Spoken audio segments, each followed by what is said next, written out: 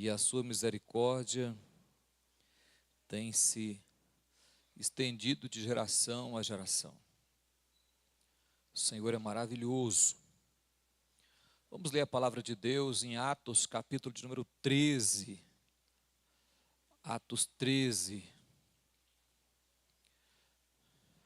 Atos, capítulo 13, versículo 1 ao 3.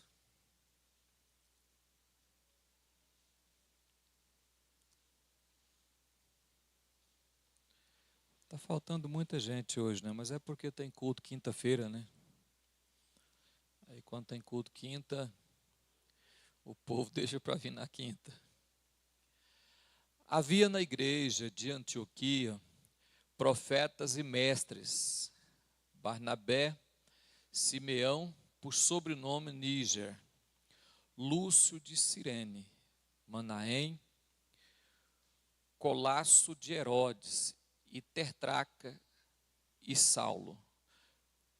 E servindo eles ao Senhor e jejumando, disse o Espírito Santo: separai-me agora Barnabé e Saulo para a obra a que eu os tenho chamado.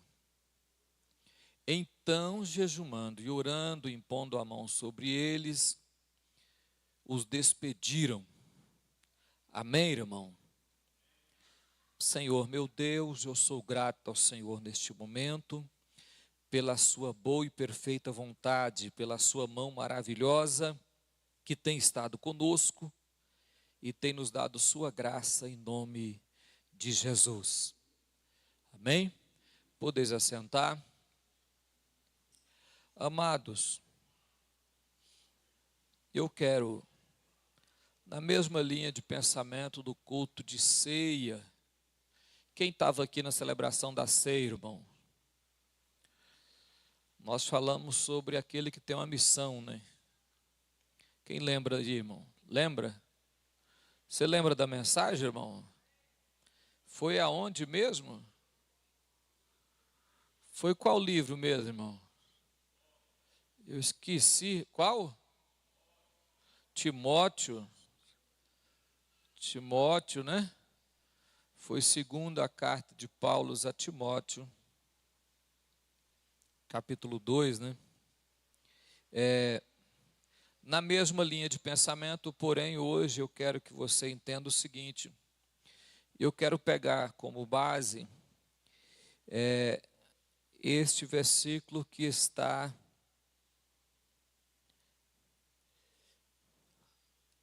no versículo de número 2.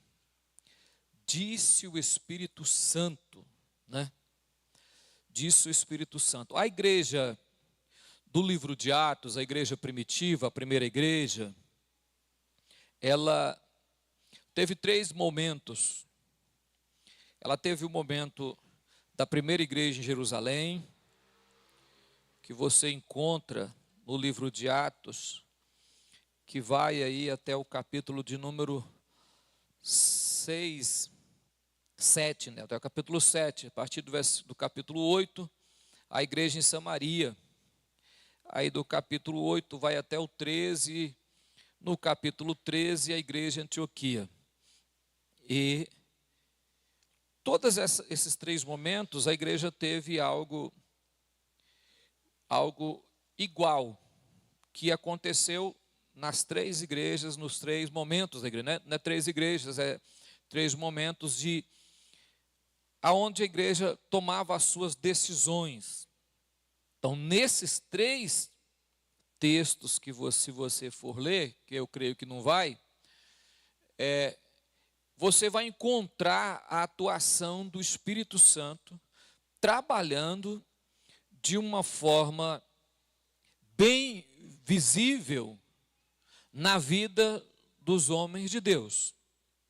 Isso você vai encontrar tanto do primeiro capítulo até o 8, que termina em Estevão, né?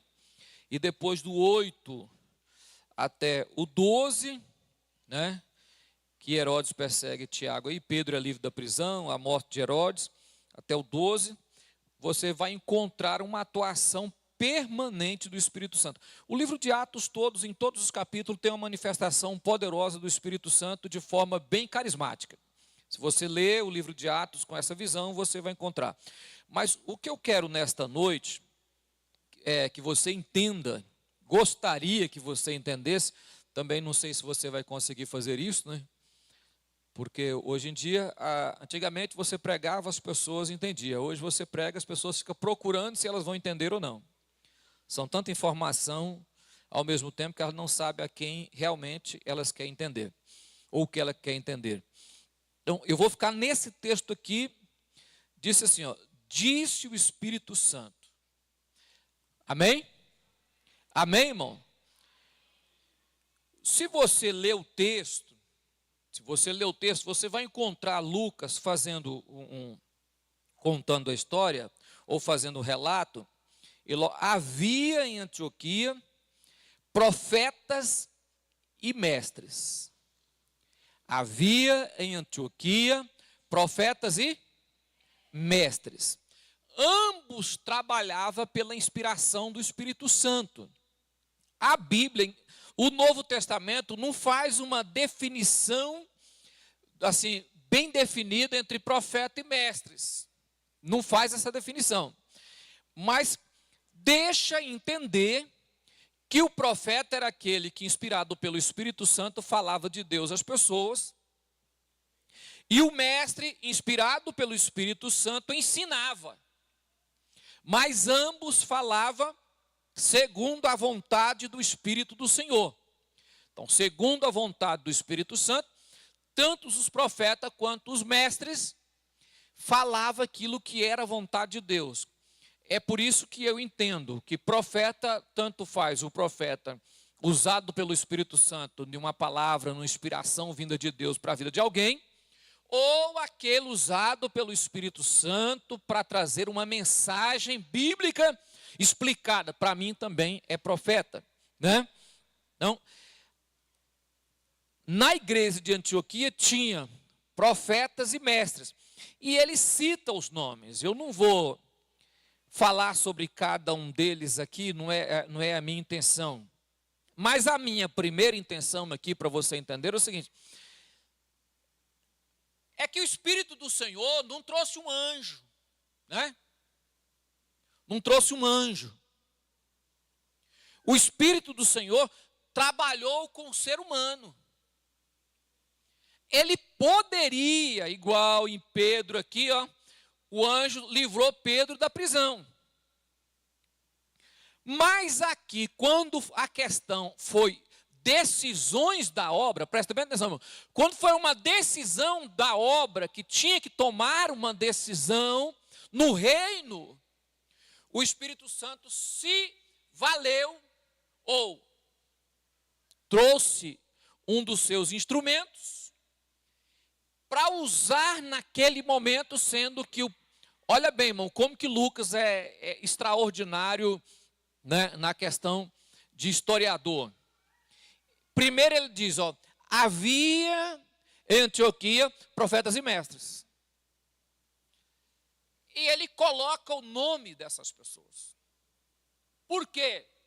Para que se alguém tivesse dúvida do relato, esse povo ainda tinha gente viva.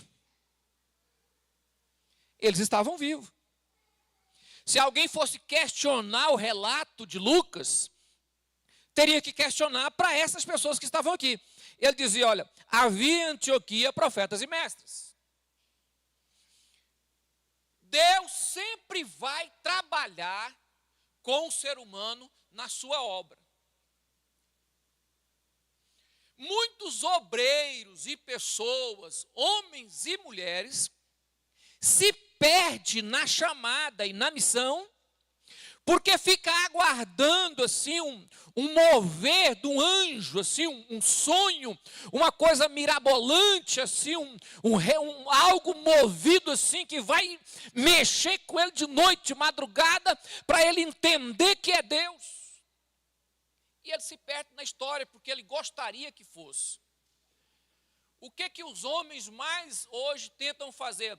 Tenta descredibilizar, tirar o crédito, descredibilizar as pessoas que são usadas por Deus, porque fazendo isso, eles atrapalham o mover de Deus.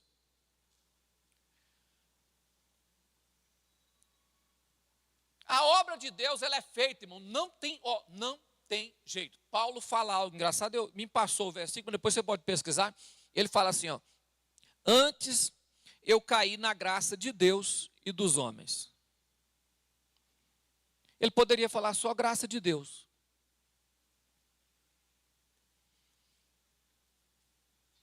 Enquanto os discípulos não acreditaram em Paulo, ele não foi enviado. Enquanto os discípulos não deram credibilidade ao trabalho dele, ele permaneceu sem ser enviado.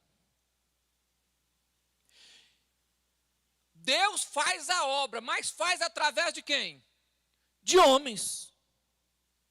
De homens. No livro de Atos, você vai encontrar que todas as decisões tomadas foram tomadas por homens. Não veio um anjo e direcionou a forma de consagrar obreiros. Não. Não veio um anjo e direcionou a forma de mudar a doutrina da igreja ou mudar o costume da igreja. Não veio um anjo fazer isso. O anjo manifestou a Paulo só para dizer para ele. Apareceu um homem e disse a ele, atravessa a Macedônia e ajuda-nos. Em sonho, só isso. Inspirado pelo Espírito Santo, homens de Deus, deram direcionamento ao reino. E homens consagrando homens. Homens acreditando em homens. Se você quer fazer a obra de Deus, tem desejo de fazer, tem no seu coração uma missão, você terá que aceitar a imposição de homens. Não adianta, irmão. Não adianta. Eu já vi pessoas falar assim, eu não vou fazer isso porque Deus não me revelou. Mas se Deus revelar para você e não revelar para o presidente, a revelação sua não tem nada a ver. Não assume posição nenhuma. Por exemplo, irmãos, para mim vir para cá, quando eu tomei posse aqui, algumas pessoas daqui questionaram, achando que foi porque eu tenho cabelo branco e achou que eu era parente dos Almeida. Achou que eu era primo do Abinaí, ou sobrinho do Abigail. Ela falou, não, veio para cá porque é de família. E eu não era, eu nunca pertencia à família Almeida, nunca pertenci. As pessoas achavam e começou a questionar se eu tinha vindo para cá na vontade de Deus ou na vontade dos homens. Eu falei, vocês têm que questionar isso. Mas se vocês disser que eu estou aqui na vontade dos homens, aí vocês estão falando que Deus não dá direção ao presidente. Se vocês disser que eu estou aqui na vontade de Deus, vocês estão resistindo a Deus. Você tem que tomar uma decisão disso aí. Quando o Lucas escreve, ele diz, havia em Antioquia profetas e mestres, e cita o nome destes homens, cita o nome deles, para ficar registrado que o reino de Deus é feito pelo Espírito Santo, mas usando, inspirando homens na terra para fazer. Isso nos traz duas questões da nossa vida espiritual. Primeira, que eu tenho que crer que Deus usa os homens. A primeira questão. Eu preciso crer que para a obra de Deus caminhar, Deus usa pessoas. Amém, irmão? Amém? Isso aí fica entendido, né? Eu preciso de crer que Deus usa homens. Segunda questão, que eu preciso de crer, se eu estou na obra, eu preciso crer que eu serei usado por Deus. Porque se eu creio que Deus usa os homens, eu tenho que crer que Deus me usa. E que as minhas atitudes terão que ser tomadas, pautada em cima do mover do Espírito de Deus. Então, esse texto, a primeira visão dele aqui, é que você entende que os homens estão governando, direcionando. Aí ele fala, ó, profetas e mestres. Ele poderia ter colocado pastores, né? Que depois Paulo fala em Romanos, pastores, né? E muitos outros que ele fala ali. Mas aqui Lucas colocou só profetas e mestres que estavam nesse dia. Olha bem, servindo eles ao Senhor. Versículo 2, servindo eles ao Senhor. A palavra servir, em outra tradução você vai encontrar adorando eles ao Senhor, viu? A palavra servir, enquanto serviam, adoravam, vejam a tradução que ele colocou nova aí da King James, né? Rei Tiago, ele colocou isso, enquanto serviam, adoravam e jejuavam. A palavra servir, no grego aí, ela está no sentido de culto. Ela está no sentido de culto. Por que que Lucas coloca esse grego? Ele poderia ter colocado qualquer outra coisa nessa palavra aí. E ele coloca exatamente. O que que ele estava dizendo, irmão? Deus estava manifestando em uma reunião cultualística na igreja naquele dia. Ó, Deus se manifestou naquele dia com o Espírito Santo, num culto ritualístico ali, e Deus desceu a sua glória. Fala a verdade, isso aqui não é Pentecoste, irmão? O camarada tem coragem de dizer que não havia pentecostalismo naquela época.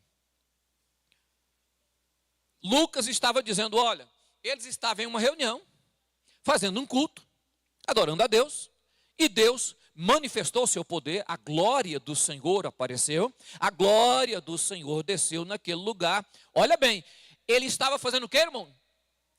Fazendo o quê? Estava fazendo o quê, irmão? Culto, que é uma coisa que nós precisamos aprender. Isso aqui eu já falei uma vez, vou só abrir um parênteses e dizer para você, Deus precisa manifestar no seu culto, irmão. Deus precisa se manifestar no seu culto. O seu culto, ele é individual, coletivo aqui, mas ele é individual. Se o seu culto não tem Deus, então o seu culto está errado. O seu culto está errado. O seu culto precisa de ter a manifestação da glória de Deus. Seja o seu culto em casa, ou seja o seu culto na igreja. Mas a manifestação da glória de Deus é no culto. Amém? Então, ele coloca, servindo ele ao Senhor. E ele, na minha Bíblia, ele não coloca, na minha Bíblia, ele coloca servindo ele ao Senhor. Ele estava fazendo culto e jejum, e jejuando. Olhe para mim, irmão. O jejum é uma arma poderosa para eliminar o nosso ego. É a primeira questão que o jejum faz. Ah, pastor, mas por que elimina o meu? Quando você vê um crente que não jejum, irmão, ele se sente o poderoso de Jacó. Ele acha que ele é forte o suficiente para vencer a batalha. Ele não depende do Senhor dos Exércitos. Aí ele não jejuma, porque ele não tem necessidade de jejum. Ele não precisa jejuar. Então, quando você jejuma, você está dizendo que a sua carne precisa morrer, enfraquecer, para quê? Para que Deus possa governar a sua vida. Então, o jejum tem esse poder aqui, ó. Então, eles estavam em um culto, adorando a Deus, servindo ao Senhor, jejuando. Você está percebendo o ambiente que Deus manifesta? Você está percebendo isso, irmão? Por que eu estou falando isso hoje, irmão? Porque tem crente que quer que Deus manifesta na vida dele. Mas ele não quer isso aqui, ó. Ele não quer essa questão aqui, ó. Essa questão de culto, de jejum, ele não quer. Olha o ambiente que está. Amém? Está no ambiente adorando a Deus, mestres e profetas.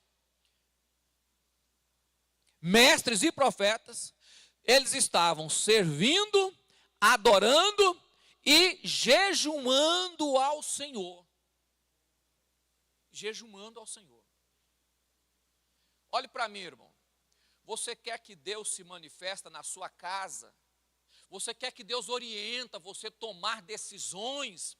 Você quer que Deus faça algo para que a sua vida tome um novo rumo? Você não vai sair do lugar se você não aprender a servir ao Senhor em culto e jejumar. Aí ele diz algo, olha, e disse o Espírito Santo. Quem falou? Quem falou? Era profetas e mestres em um culto, jejumando. Olha o ambiente que o Espírito Santo foi falar. Engraçado que me chamou a atenção no texto, irmão, foi que um mestre jejuando, né?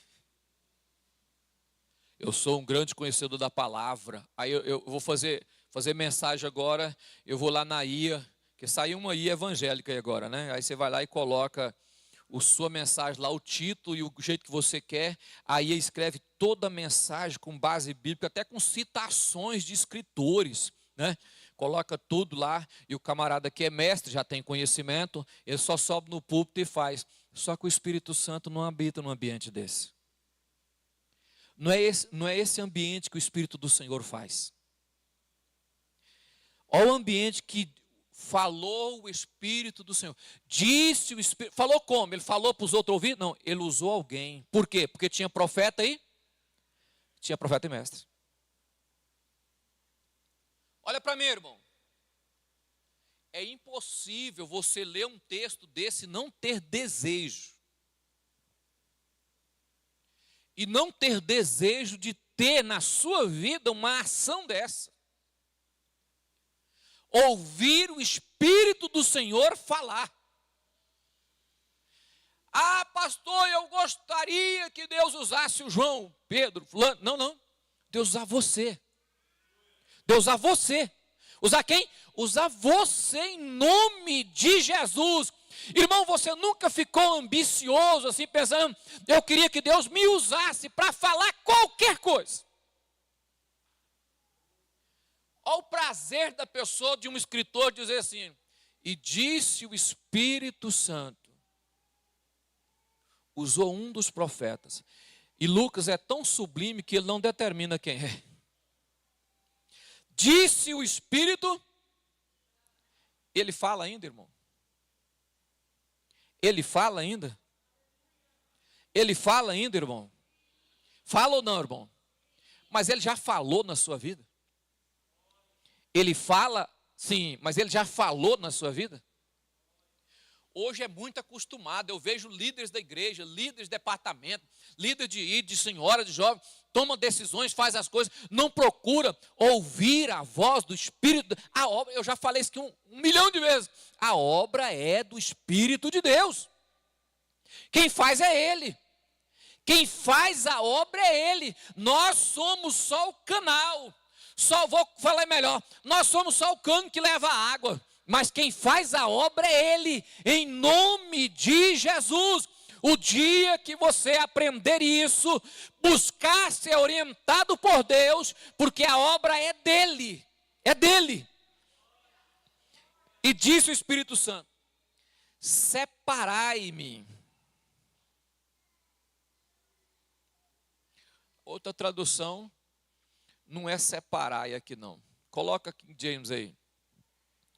Essa aí tem separar. Tem uma tradução que ele não fala separar, ele fala consagrar. Olha para mim, irmão. A palavra separar aqui, ela está no sentido, o grego aqui, ela está no sentido de consagrar a uma obra definida. Não é consagrar a obreiros, não é isso. É consagrar para uma missão específica. Amém? Consagrar para uma missão. Olha, é a mesma coisa que você faz na sua casa quando você pega uma vasilha e diz: isso aqui vai ser só de fazer chá. Mulheres mais velhas sabem disso aqui, né? A jarra que faz chá não é a mesma jarra que faz café, é, irmão? É, irmão? Não é, deixa gosto, deixa cheiro. Essas mulheres mais novas não sabem o que é isso aqui não, irmão. Sai fazendo chá em tudo quanto é lugar, que acha, né? Sai até na panela de arroz, né? Principalmente a Emily, vai fazendo tudo assim. Olha para mim, irmão. O texto remete à mesma questão. Eu tenho uma obra para Barnabé e Saulo, então separa-me. Olha para mim, irmão. Ele fala o nome. Separa para mim o quê? Barnabé e... Quando Deus quer fazer, Ele fala o nome. Ele fala o nome. Ele vai usar homens para fazer, mas Ele vai dizer: vá atrás de fulano de tal, fala com fulano de tal, fala assim para ele. Por quê? Porque eu quero que ele faça. Por quê, irmão? Deus conhece a nossa vida. Veja bem, olha a ação aqui, olha. Separai para algo específico. Aí ele dá nome. Barnabé aí? Barnabé aí? Por que Deus não usou um anjo, né, irmão? Descia um anjo do céu com a espada na mão. Barnabé e Saulo, vocês estão separados para a obra de Deus. Não, Deus usou homens. Levantou um profeta e diz: olha, separa Barnabé e Saulo para mim. E ele diz algo: olha, separa para mim Barnabé e Saulo. Deixa eu dizer uma coisa para você. Olha, Deus fala com Ananias para procurar Saulo quando ele estava em Damasco. Vai na rua direita, tal lugar assim, ele está numa casa, está lá num quarto, está cego, não está enxergando, vai lá e faz uma oração com ele. Porque ele é para mim um vaso escolhido. Ele é para mim um vaso escolhido. Para quem que é esse vaso? É o vaso escolhido. Passa 13 anos, que 13 anos se passam. Agora está Barnabé, está Saulo e Antioquia. E agora o Espírito do Senhor, depois de muitos anos, fala: agora eu vou revelar para que eu te escolhi. Olha para mim, irmão. Olha para mim aqui em nome de Jesus. Você pode ficar aí, como diz o meu pai, a contar formiga, né? Você pode ficar aí a ver navios.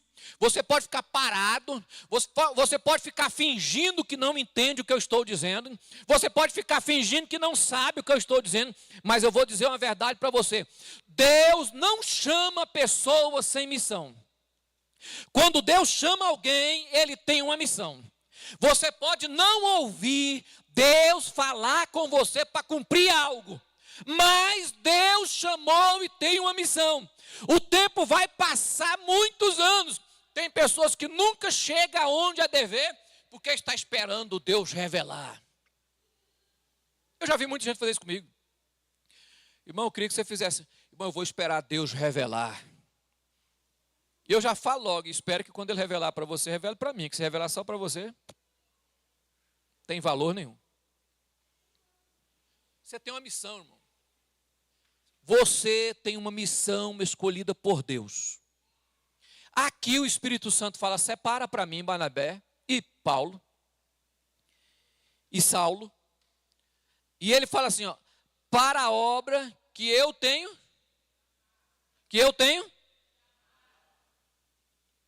Eu chamei lá no caminho de Damasco.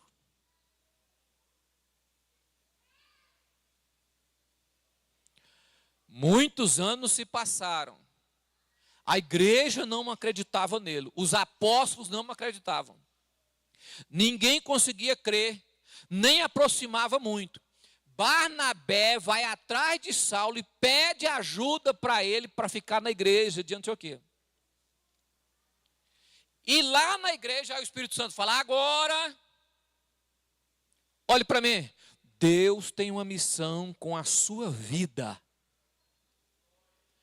E você precisa ter convicção disso. Quando Paulo chega na carta de 2 Timóteo, no final, capítulo 4, ele diz Ele diz, acabei a carreira e guardei a... Eu cheguei no final.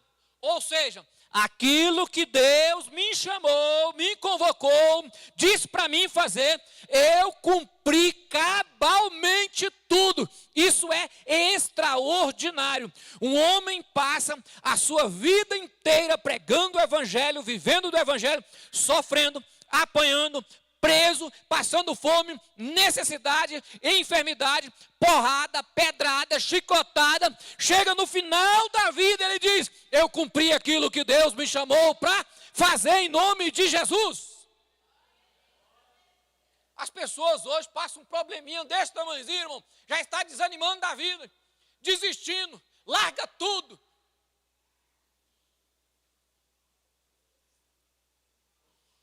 Teve um pastor que foi na minha casa e falou, pastor Celino, eu queria te contar algo.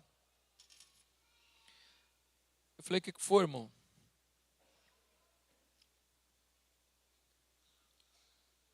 Aí eu não sei, parece que eu estou com depressão, parece que eu não estou com depressão. Eu olho para a igreja assim, me dá um desânimo de entrar dentro da igreja. Ele dirige a igreja. Quando eu lembro que eu tenho que ir para a igreja assim, chega a me dar pavor, repulsa.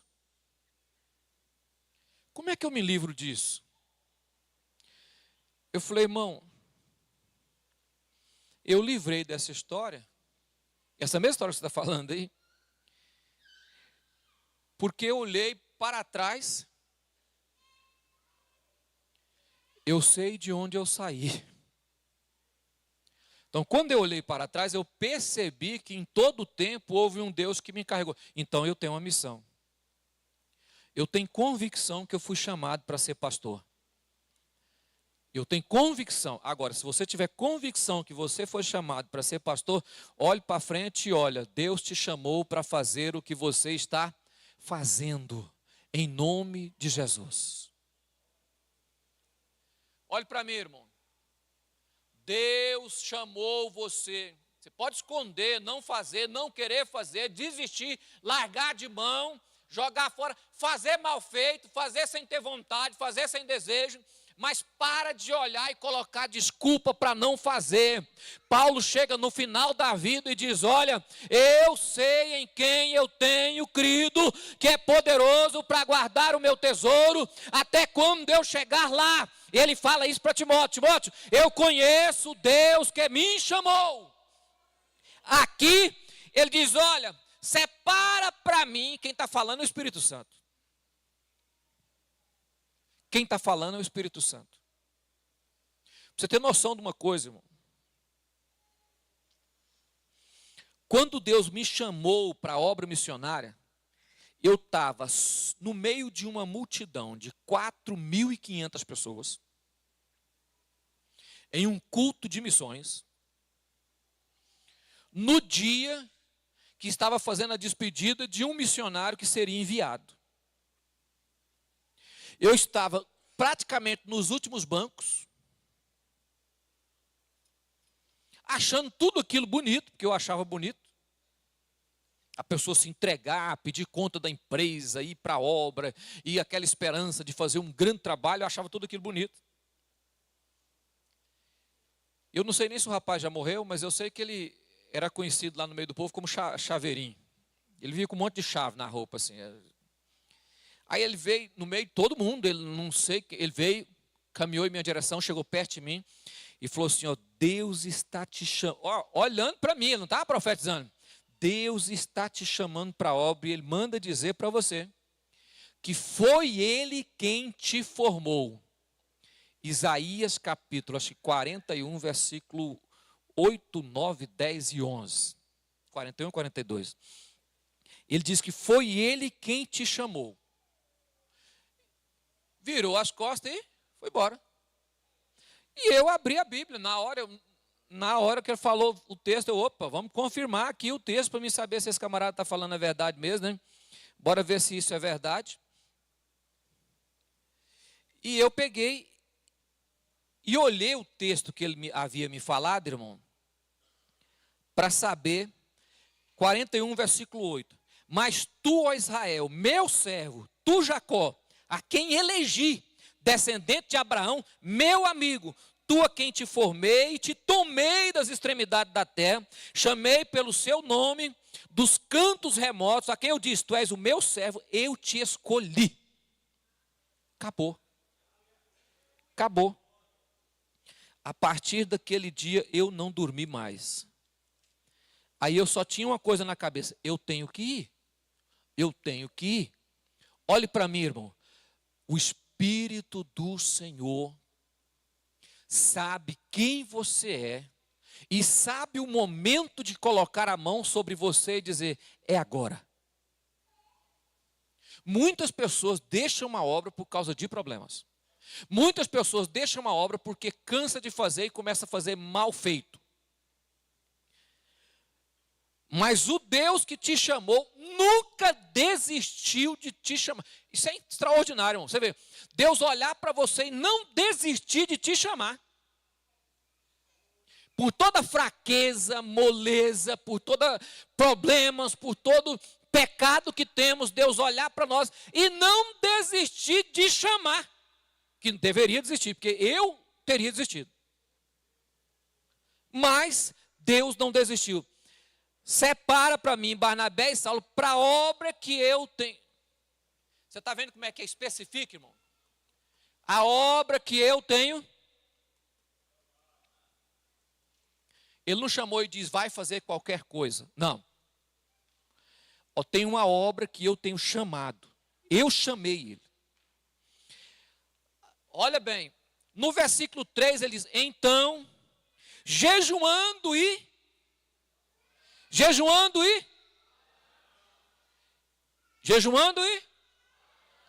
fez o quê? Olha para mim, irmão. Não adianta. Quer ser usado por Deus? Passa debaixo da mão de homens.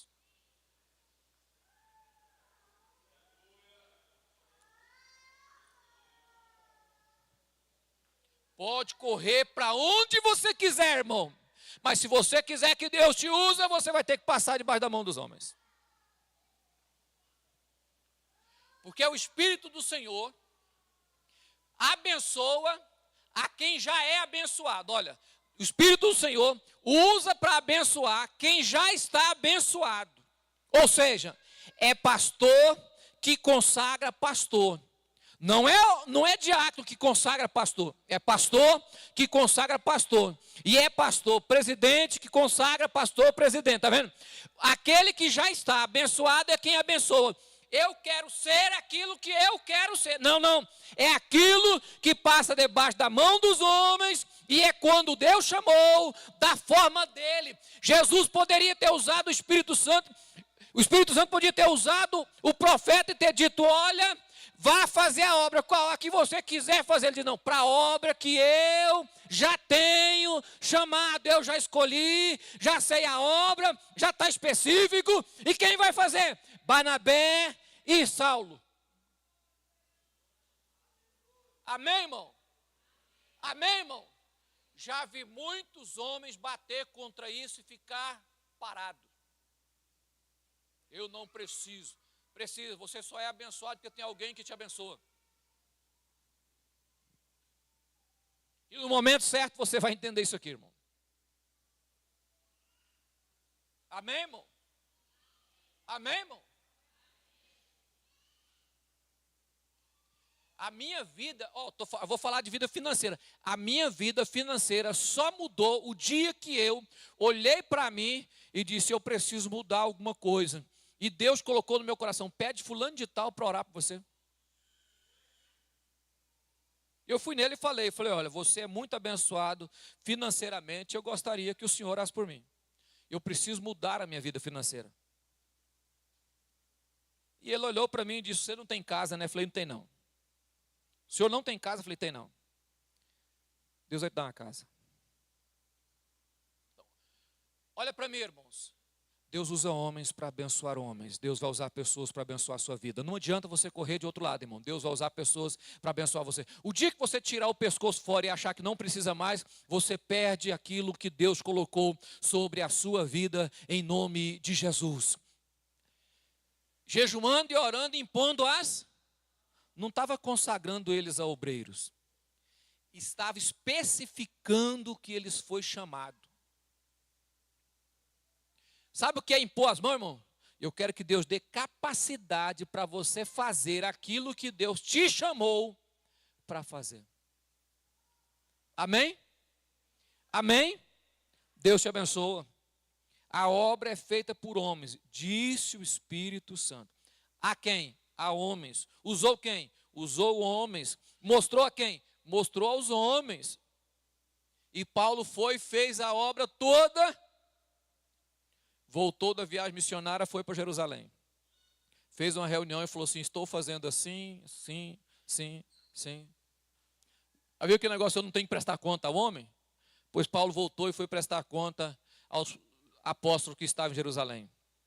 O que eu estou fazendo é dessa forma aqui. Aí ele disse, para que eu não tenha corrido errado. Para que eu não tenha feito algo que desabone. Então eu fiz o assim, dessa forma.